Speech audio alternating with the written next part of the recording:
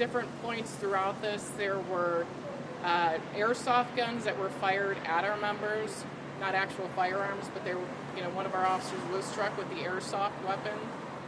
We had reports that there were firearms pointed at citizens throughout this incident. There was also, fireworks throughout, aside from the location on the freeway. Our members responded great to this incident. I can tell you that, none of our members were injured.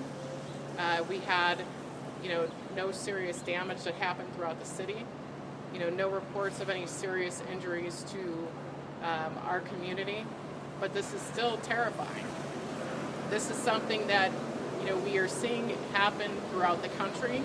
There was incidents that occurred recently in Indianapolis, Philadelphia, Columbus, and Cincinnati that similar circumstances where these large takeovers are happening. What we're finding is they are communicating on social media platforms. They have, locked sites that we can't access, that they are communicating with each other on which locations to go to. And as they see law enforcement, they're reporting that to each other as well. We take this very serious, and this is more than a traffic issue. This is not just, they impeding the flow of traffic. These are felony crimes.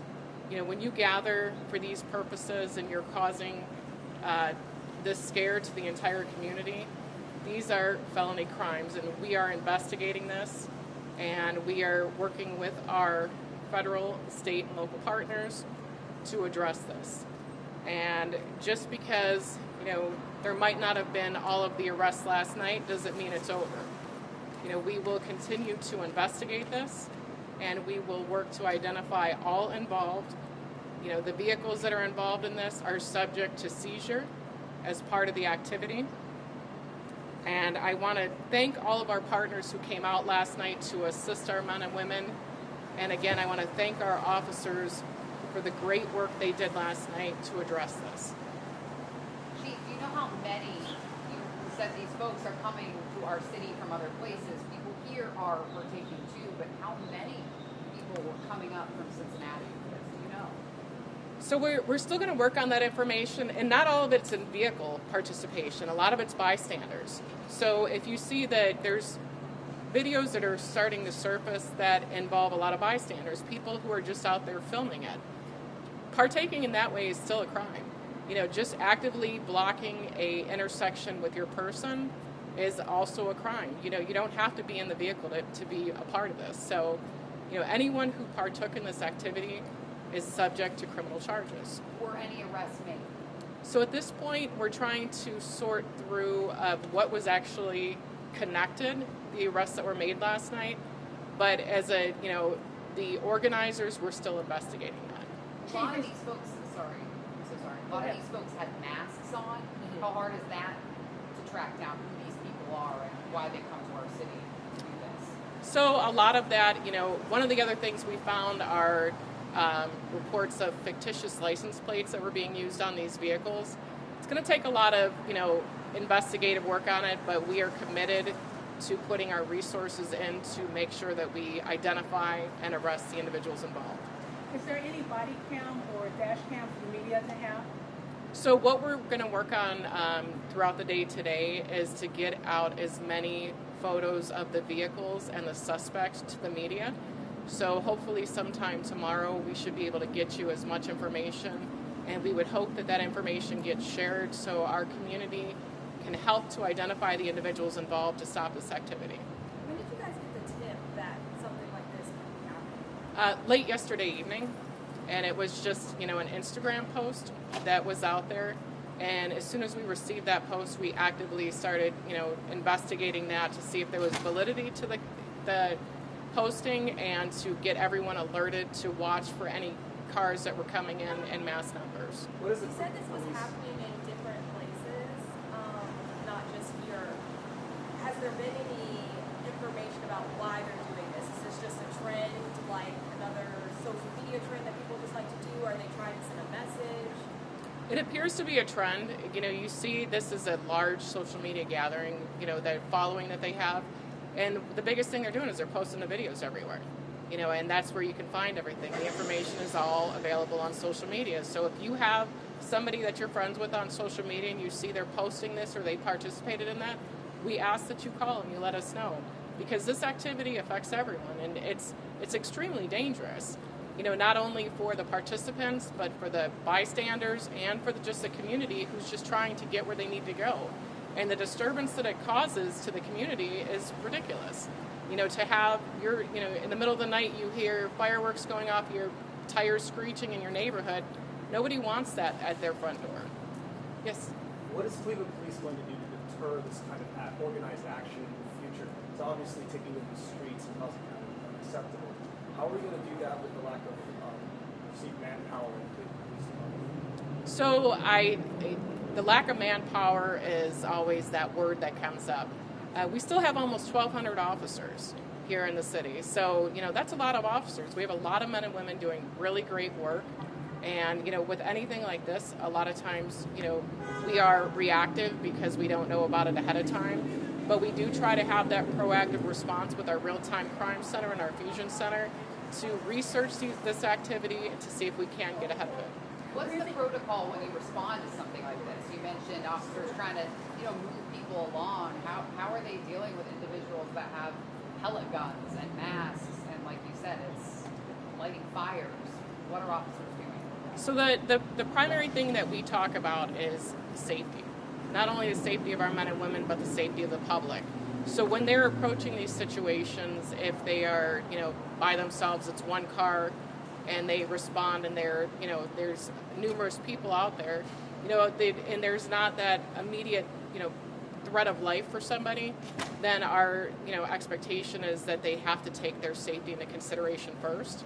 And a lot of times what you'll see is the officers are activating their overhead lights, their sirens, to try and get them to break it up. And a lot of times that does work, but it doesn't always work. And it's a lot about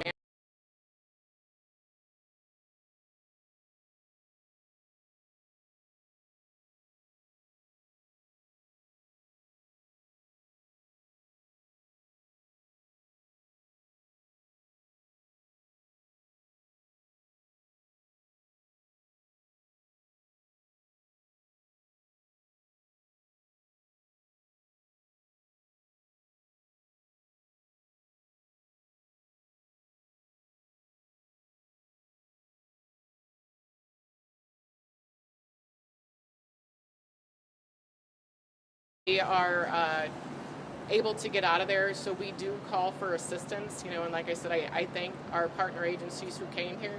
And sometimes it's a precautionary measure because, the more police, the better. And we always, are open for any assistance from our partner agencies. I don't know if you guys noticed yesterday on Lakeside. I mean, there was a small convoy, at least 30 motorcycles, dirt bikes, cars. I'm assuming this is all part of that, but they went down to Route 2 area. I mean, besides 911, is there maybe another number people can call? Because I've seen 911, seen a bunch of calls, but something like that, just a precursor, anything that happened that the police had to do yesterday. Are you guys thinking about another number or something like that? So I'm not familiar with the incident you're talking about, but I can tell you it's always, you can call 911, you can call our non-emergency number at 621-1234. You can call one of the police districts if it's something that you know about is coming. You can call any of the police districts and let them know as well. Just any information that anyone has, or anyone, if you have information about something that may be coming as well. What's your message to those people? People came from Cincinnati. We're about to have playoff baseball. We love a vibrant downtown. What's the message? We at the Cleveland Division of Police are committed to making arrests for the incidents that happened last night, and anyone considering to come here for that type of activity. It is not acceptable in the city of Cleveland. It's not acceptable anywhere. This is dangerous, and this is, you may see this as a fun activity, but someone will get hurt if this continues. And you have to take these, vehicles, they're thousands of pounds, that could potentially kill themselves or somebody else. We take this very serious, and, we are committed to investigating and making arrests with this. sounds like One last they're- question, okay, then we're done. Sounds like they're pretty advanced system with the online lockout groups. You know, they're organizing this, they're using fictitious license plates. What's the plan to get a handle on this? So we're Next gonna. weekend. So we have, we're setting up, what we call, a task force to address it internally. But we also are going to work with our federal partners for best practices. This is something we've been researching since we've known it's happening throughout the country. We've been talking to, bigger cities throughout the country to see how they're addressing it, to make sure we're doing, the best practices here as well. With this, are you going to say? Yeah, go ahead, just one more. Okay, so obviously with the pellet gun situation, that's obviously incredibly dangerous. It's a very shot.